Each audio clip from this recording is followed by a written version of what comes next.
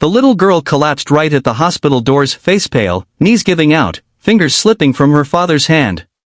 For a moment, everything froze. People gasped, a nurse screamed for a stretcher, and the single dad dropped to his knees, begging his little girl to stay awake. But this wasn't even the part that would break him. Because what he didn't know was that a complete stranger inside that hospital, a woman he had never seen before, was about to change his and his daughter's lives forever. And she would do it with an act of kindness so unexpected, it would leave the toughest people in tears. Before we begin, make sure you subscribe to True Story Tales, like this video, and share your thoughts in the comments. Your support helps us bring more real, emotional stories that inspire kindness and hope. Tom Parker wasn't a man who cried easily. He was a single father, a construction worker, and someone who had carried more weight on his shoulders than most men twice his age.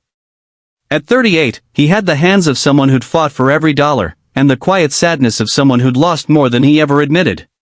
But his whole world, his reason for waking up, fighting, working, hoping, was his 8-year-old daughter, Lily. Lily had been a miracle from the start. Born prematurely to a mother who left when she was just a baby, Lily grew up knowing her father counted every second he had with her. She was the kind of child who smiled even when life wasn't fair, the kind who'd draw pictures for neighbors, hug strangers' dogs, and give half her lunch to kids who forgot theirs. Kindness, for Lily, wasn't something you practiced. It was who she was. The only problem was, Lily had been getting sick. At first, it was just fatigue. Then the bruises. Then the nosebleeds. And then one morning, while Tom was packing her school bag, she wobbled and whispered, "Daddy, I feel dizzy," before collapsing against his chest. That's how they ended up rushing to the hospital. And that's where this story really begins. Tom carried Lily in his arms as he ran inside, shouting for help. Nurses rushed forward, a doctor appeared, and moments later Lily was wheeled away on a stretcher. Tom tried to follow, but someone put a gentle hand on his chest, stopping him. "Sir, we need you to wait here. We'll do everything we can." Tom stood frozen as the doors swung shut behind his little girl. His mind raced. His heart pounded. Every fear a parent could ever have washed through him at once. He dropped into a chair, buried his face in his hands, and for the first time in years, he broke. He didn't notice the woman sitting across the room until she quietly slid a box of tissues toward him. "You look like you need someone," she said softly. Tom looked up through blurry eyes. The woman was maybe in her mid-40s, neatly dressed, with gentle eyes that seemed to understand pain without needing an explanation. I'm sorry," Tom stammered. "My daughter, she collapsed. I don't know if she's okay. I can't lose her." The woman nodded slowly. No parent should ever face that alone. Her name was Anna Walters. She didn't ask for details. She didn't overwhelm him with questions. She just sat beside him in silence, letting him breathe, letting him exist, letting him not be alone. Minutes turned to an hour. Doctors hadn't returned. And Tom's anxiety grew with every passing second. "I don't have insurance," Tom finally whispered. I didn't think it was serious. I thought she just needed vitamins. I thought, God, I should have brought her sooner." Anna's heart dropped. "How much do you owe already?" she asked gently. Tom shook his head. "I don't know. They haven't said yet.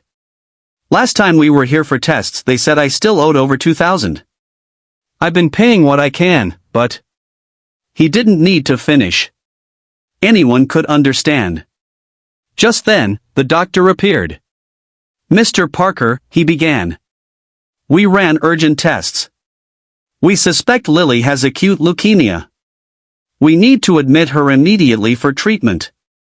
The world tilted. Tom felt his knees weaken. Acute leukemia. Cancer. The word itself felt like a punch to the lungs. But, treatment, the doctor continued carefully, is expensive. We'll need to discuss financial consent. Tom looked at the floor, overwhelmed with fear and helplessness. Anna watched him fall apart. She could see the war inside him, the part that would give his own life to save his daughter, and the part drowning in the reality he couldn't afford it. She placed a hand on his shaking arm. "Tom," she said quietly, "I need you to listen to me." He lifted his eyes, choking on panic. "I lost my son 3 years ago," she whispered, her voice trembling. "He was 19. Car accident. I couldn't save him. No one asked me what I would have given, because the truth is, I would have given everything. All I had. Every penny. Just for one more chance." Tom blinked hard. Anna took a breath. "I can't change what happened to my son. But maybe I can help someone else keep their child." Tom stared, confused. "What do you mean?" Anna squeezed his hand. "Let me help fund Lily's treatment." Tom recoiled slightly, shaking his head. No. No, I can't let you do that. You don't even know me." "I don't need to know you," she said softly. "I just need to know that a little girl can still have a chance because kindness isn't dead." Tears streamed down Tom's cheeks. "You've already lost so much," he whispered. "Why would you do this?" Anna smiled through her own tears. "Because if I can save one parent from the pain I carry, then maybe my son's memory becomes a blessing instead of just a loss." Tom didn't know what to say. He didn't know how to accept something so enormous, so life-changing, so undeserved. But Anna didn't wait for his approval. She stood, walked straight to the billing office, and said 7 words that would change everything. "Put the charges under my account, please." Doctors admitted Lily immediately. Treatment started the same night. And Anna stayed. She sat with Tom through every update, every lab result, every frightening pause. She brought him coffee, blankets, and meals he wouldn't have remembered to eat. She braided Lily's hair when it started to fall out. She read her stories, stayed until she fell asleep, and made sure Tom rested. To Lily, she became Miss Anna. To Tom, she became something like a guardian angel. Weeks passed. Lily fought harder than anyone expected. Her little body was fragile, but her spirit was fierce. And slowly, miraculously, she began to recover. One morning, Lily opened her eyes and whispered, "Daddy. I feel better today." Tom broke down in relief. He hugged her, kissed her forehead, and silently thanked every force in the universe for the stranger who had walked into his life at the exact moment he needed her. When the doctors finally said Lily was in remission, Tom stepped out to find Anna. "Why?" he asked again, voice breaking. "Why choose us?" Anna looked at him with gentle tiredness. "Because kindness doesn't need a reason. And you're a good father. I saw that the second you carried her in. Some people deserve help. You just needed someone to believe it." Tom said nothing. Words didn't exist big enough for what she had done. But Lily did what Lily always did. She stood on her tiny feet, walked to Anna, and wrapped her arms around her waist. "Thank you for helping my daddy," she whispered. Anna's heart shattered in the most beautiful way. Years later, Tom and Lily still visit Anna every holiday. Lily calls her Grandma Anna. And Anna calls Lily the little miracle who saved me right back. Because here's the truth. Tom thought Anna had saved his daughter. But Anna believed Lily saved her from a grief that had swallowed her whole. Kindness runs both ways, healing the giver and the receiver, binding strangers into family, and restoring hope in a world that sometimes forgets how gentle it can be. If this story touched your heart, remember this. You never know whose life you're changing when you choose kindness.